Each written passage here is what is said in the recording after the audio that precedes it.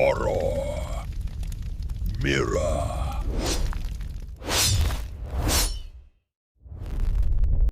यह कहानी वास्तविक घटनाओं और स्थानीय लोक कथाओं से प्रेरित है। पहचान की सुरक्षा के लिए नाम और स्थान बदल दिए गए हैं।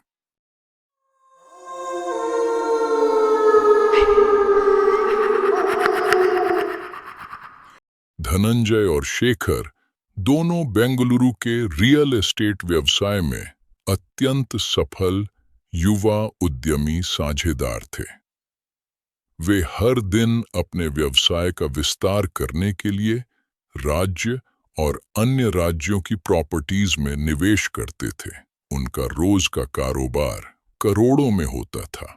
एक दिन उन्होंने उत्तर कर्नाटक के हम्पी और उसके बाद गोवा की कुछ प्रॉपर्टीज देखने के लिए सुबह सुबह बेंगलुरु से यात्रा शुरू की। रास्ते में तुमकुर के पास उन्होंने कार रोकी और एक चाय की दुकान पर चाय पीने के लिए बैठे। बातचीत करते हुए चाय पी रहे थे कि शेखर ने धनंजय से पूछा, क्या तुम भूत प्रेत और आत्माओं पर विश्वास करते हो? अचानक पूछे गए सवाल से धनंजय थोड़ा हैरान हुआ और बोला, तुम ऐसा क्यों पूछ रहे हो? बस ऐसे ही पूछा, छोड़ो। कर शेखर ने बात वहीं खत्म कर दी।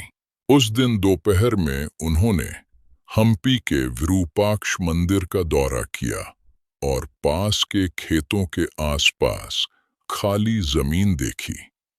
संबंधित लोगों से सारी जानकारी भी प्राप्त की। उसी रात वे गोवा के समुद्र तट के पास स्थित होटल की ओर यात्रा जारी रखे। रात करीब 1 बजे रामनगर के घने जंगल से गुजरते समय 7-8 जंगली भैंस उनकी कार के सामने सड़क पर लेटे हुए थे। डरे हुए धनंजय और शेखर ने कई बार हॉर्न बजाया, लेकिन वे तुरंत नहीं हटे। आखिरकार एक-एक करके सड़क के किनारे चले गए।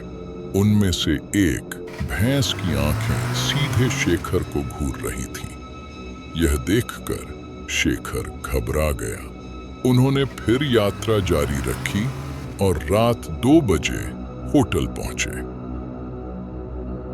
सुबह जल्दी उठकर नाश्ता किया और पेरनेम इलाके में स्थित एक पुराने बंगले और चर्च को खरीदने के सौदे के लिए निकल पड़े।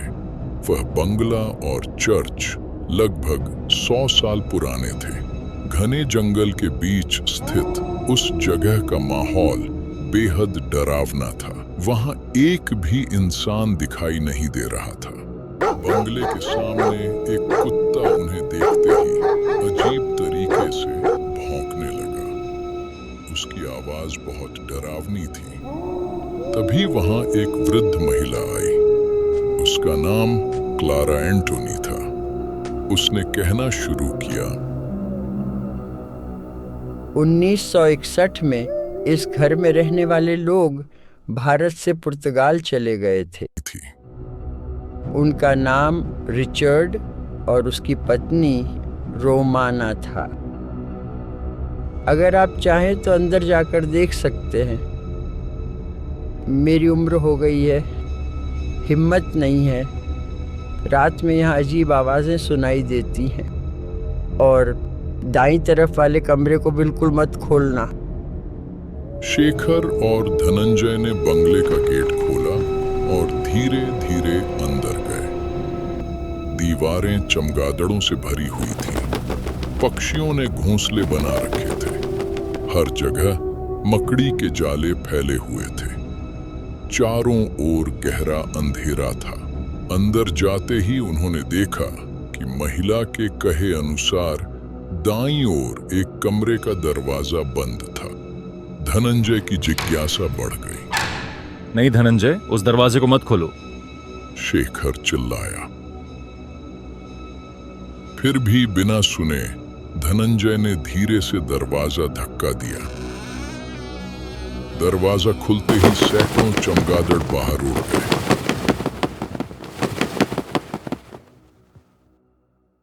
अंदर से आवाज साफ सुनाई दी। एक महिला के असहाय रोने की आवाज सुनाई दी। डरे हुए धनंजय ने पूछा, तुम कौन हो? अंदर से आवाज आई, Come in. Come in. थोड़ी देर बाद वही आवाज डरावनी होकर चिल्लाई, I want your blood. इसके बाद जोरदार डरावनी हंसी गूंजने लगी। हिम्मत हारकर धनंजय भागता हुआ बाहर आया। बंगले के अंदर तेज हवा चलने लगी।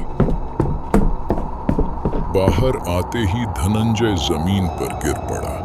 उसके कान से खून बह रहा था।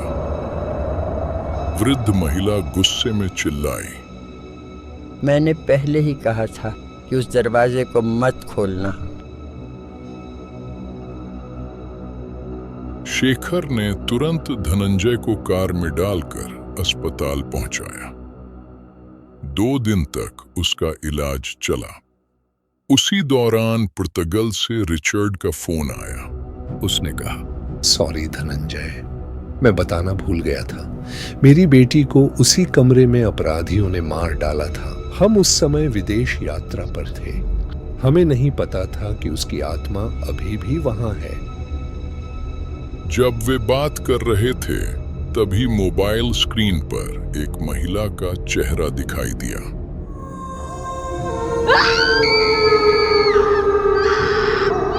वह डरावनी आवाज में चिल्लाई, I will not leave you.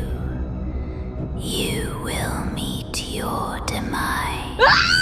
घबराए हुए शेखर और धनंजय उसी रात तुरंत बेंगलुरु लौट गए। अगली सुबह ऑफिस पहुंचकर धनंजय ने अपना लैपटॉप खोला।